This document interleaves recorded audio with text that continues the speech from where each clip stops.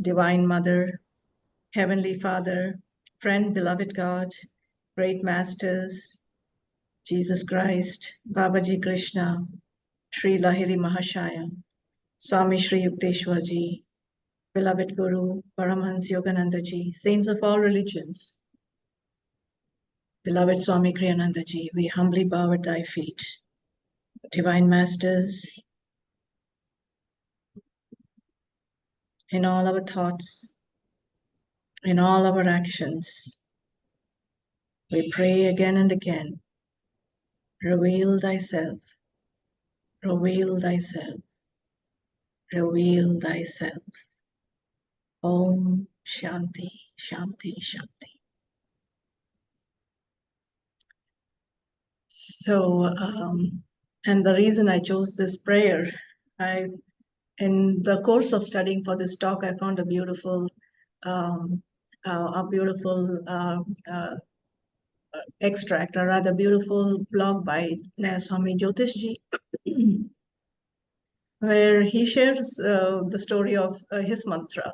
And this was at a time when many people were asking Swami Kriyananda Ji for a mantra, and because many paths had mantras. And Swamiji gave him two mantras. He said, you can use Jai Guru or you can use Om Guru. And he said each one can choose a mantra that they feel they need to grow spiritually, to overcome a particular delusion, and be able to practice it and infuse it with the power of one's consciousness, intention, devotion, and self-offering. What is a mantra? A mantra has two root words, manas, mind, and tra, which is tool.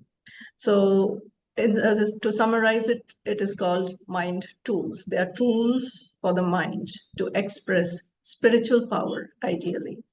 But of course, we can use these mantras for expressing power over objective nature to control the natural way of things, or we can use it to control our own inner nature, our own inner tendencies and propensities. So now when we talk about mantra, we naturally gravitate towards thinking about Sanskrit mantras. And yes, Sanskrit is known as Devanagari, the language of the gods, was given to mankind during a high age. But at the same time, Swamiji would say, if we are not able to fully integrate our consciousness with the mantra, if we are struggling to understand the meaning of the mantra, the power, the intonation behind the words, it is better to use something simple where your mind can be free from the semantics and syntax of the word, and rather let the mind be free to focus on the devotional bhav, or the power behind words. So it was a simple two words of Jai Guru. Jyotishji explains how he uses these two syllables, Jai and Guru, two syllables. He said, Jai is victory, victory to the Guru.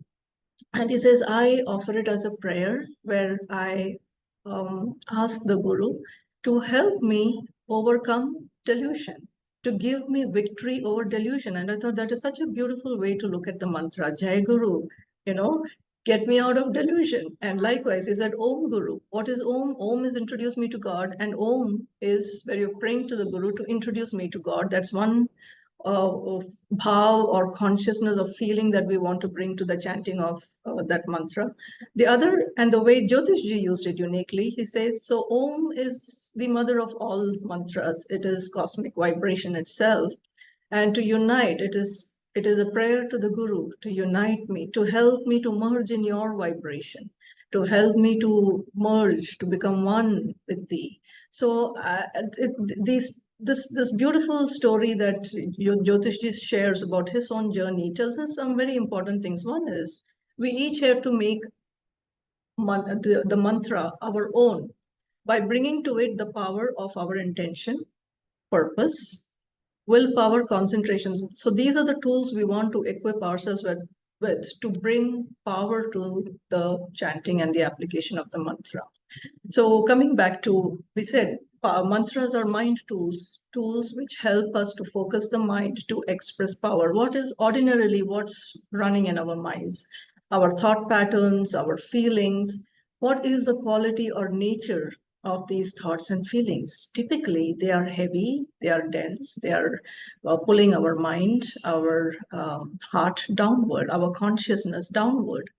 And if we can give the mind one of these tools, one of these mantras that will help the mind focus on a pattern of thoughts or on words or syllables that can create a spiritual vortex into which our thoughts and energies can be, through which our thoughts and energies can be drawn to a spiritual center rather than a delusory center. It is extremely powerful, friends. And today we will quickly look at two powerful mantras. One is Hong Saw. We know we have many of us would be already practicing this beautiful practice of Hong Saw as a technique of concentration. Come to think of it, Hong Saw is a beej mantra. What is a beej mantra? It is a seed. It is a seed which, like a seed, produces a beautiful tree of blossoms. Likewise, a mantra or a mind tool, which is that particular mantra is like a tool, like a seed, which can blossom into a beautiful tree of realization, depending on the state of consciousness with which we chant that mantra. So Hong So, what does Hong So mean? Aham Saha, I am spirit.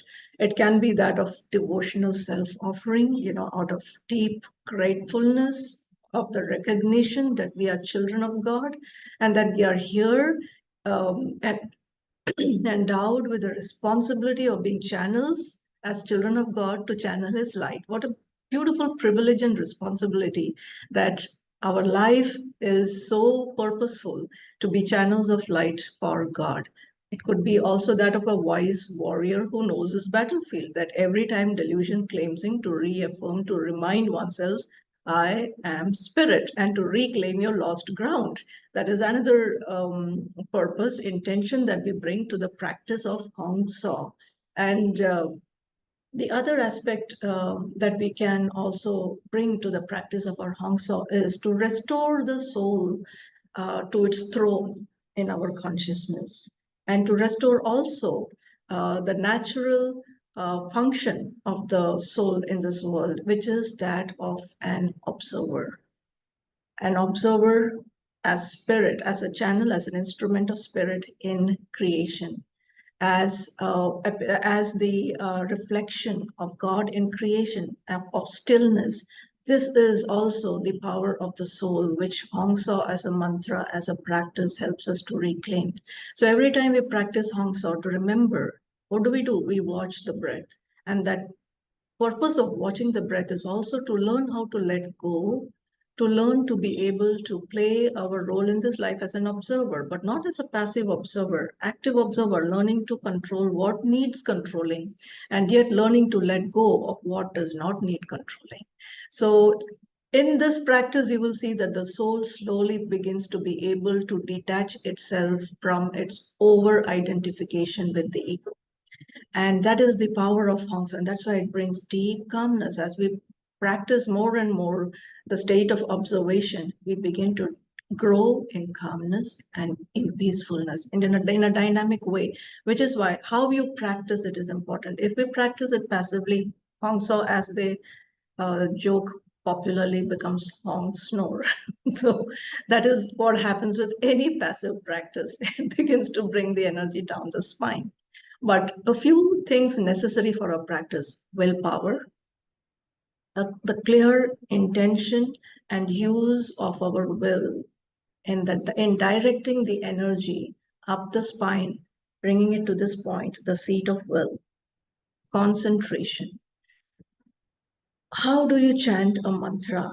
We need to chant it with the fullness of our being, as that wonderful quote on how to love, and that commandment of that Christ gave his disciples. Two important commandments are given. I will quote the first one. Love the Lord your God with all your heart, with all your mind, with all your strength, with all your soul. That's the fullness of our being. With all your heart, all your feelings need to focus in that direction. All your mind, all your thoughts, in that direction, all your strength, with all your energy and your soul. So this is also, you can say, this is another definition for concentration. And when you love something, whether it is cooking, whether it is, say, you love the job that you do, unless we place God at the heart of that effort, and unless we learn to channel our effort with devotional love, it is time wasted, it is effort almost wasted. You may gain temporary, fleeting moments of fulfillment or happiness according to how we define fulfillment or happiness. But eventually, as Swamiji, as Sukhdev, sage Sukhdev said, all time spent that is not spent in finding God is a waste of time. So in everything that we do, this definition of concentration, love the Lord your God with all your heart, all your mind, all your strength. This is also how we chant a mantra, how we apply ourselves to the practice of the mantra. Now, very quickly, I will move on to Om. Now, Om, Yogananda ji has given many teachings on how to chant Om, where he talks about how each letter of the word represents different phases of the cosmic energy in vibratory mode. A stands for the vibration of creation. U stands for the vibration of preservation and sustenance. And M stands for the vibration of dissolution. Anything that is not helpful to us needs to be dissolved and we need to move on. And the chanting of Om also needs to be where the emphasis is on the vowels A and U, but also on the M for its dissolving power. So it is something like, I'll try to chant.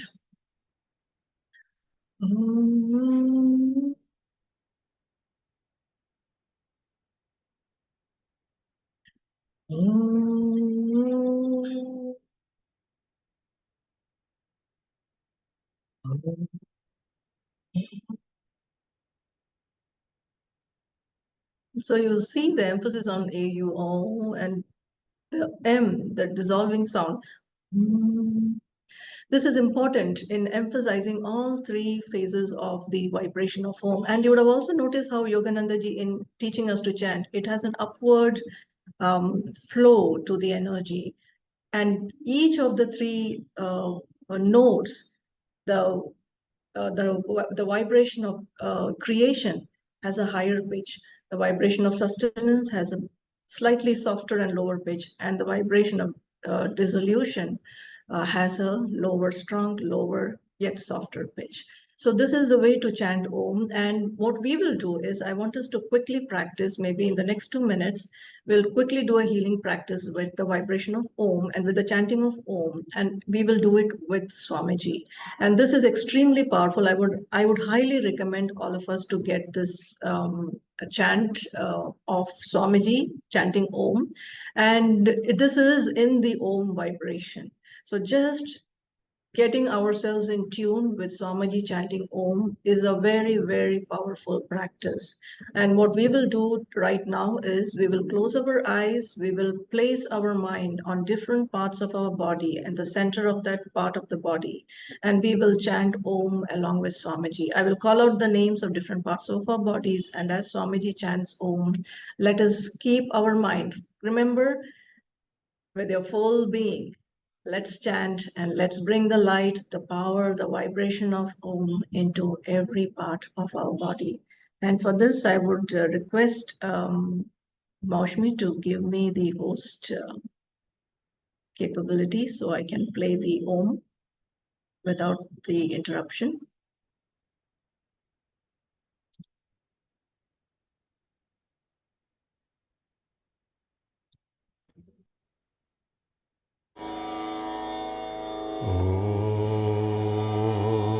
Let's visualize the feet and mentally chant Om.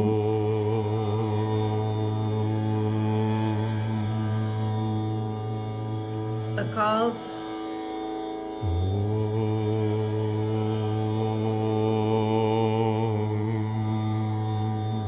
the thighs,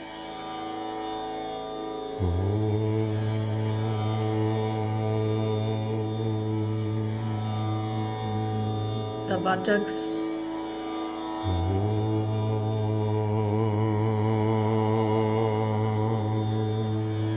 the intestines,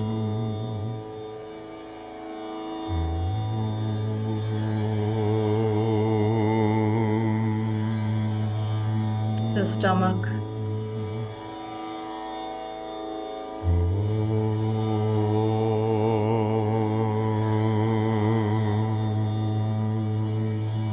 the navel,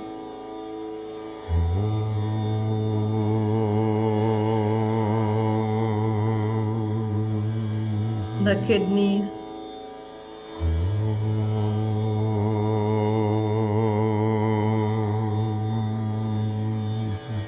the pancreas,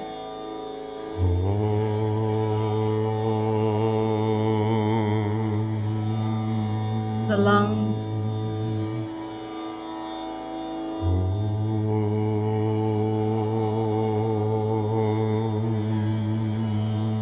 the heart,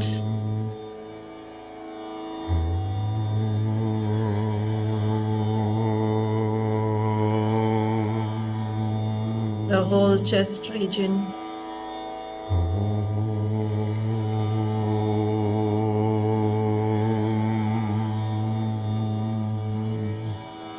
the back,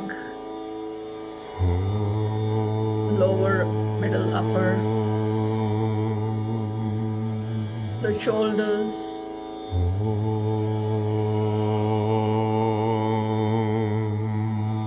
the neck,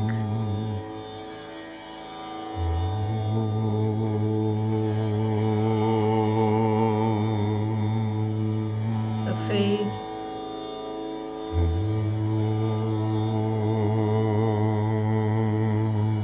the eyes,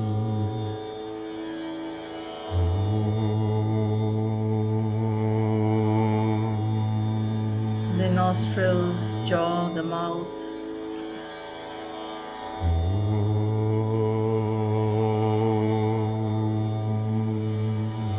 the ears,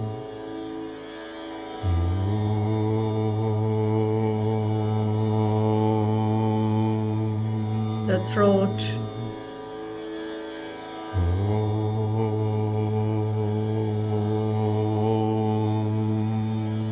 the brain,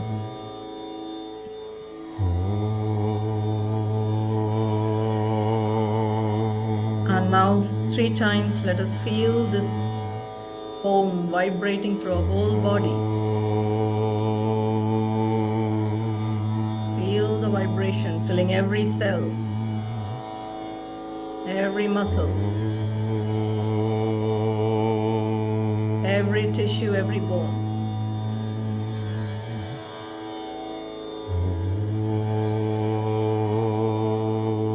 Feel your body vibrating with light.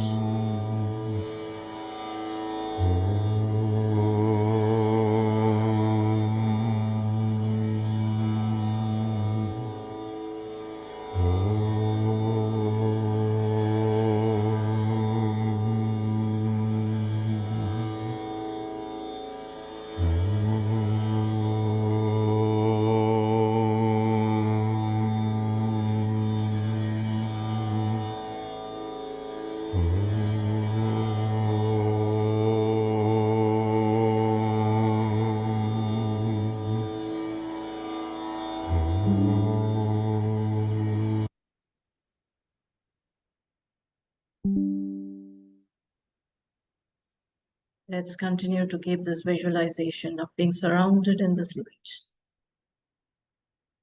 We are light. We are spirit. Om. Let us now channel this blessing of Om to the whole world. Extend, expand this light to fill this whole world, remembering our unity with all that is, that we are a part of all that is, and everything is a part of us. Let us rub our palms together and send out this blessing by chanting Om 3 times. Om.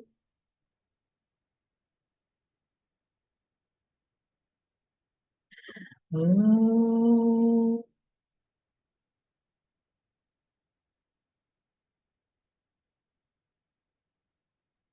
Om.